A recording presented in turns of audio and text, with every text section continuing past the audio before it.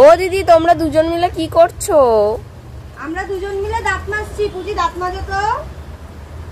আজকে আমরা আমি পিপি আর ভাইজি দুজন মিলে একসাথে দাঁত মাজছি।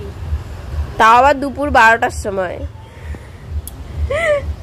গাইস আমরা হচ্ছে ভিআইপি মানুষ। আমরা ওই ভোরবেলা উঠি না। ভোরবেলা যারা ওঠে তারা হচ্ছে ওই দুধওয়ালা, কাগজওয়ালা, ওরা ওঠে। আমরা হচ্ছে ভিআইপি, আমাদের একটু হাই ফাই ব্যাপার, তাই তো মা?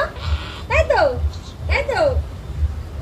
আমরা হচ্ছে বেলা 12টার সময় উঠে এখন দাঁত মাজছি আর এখন খাওয়া দাওয়া করবো, তাই তো মা?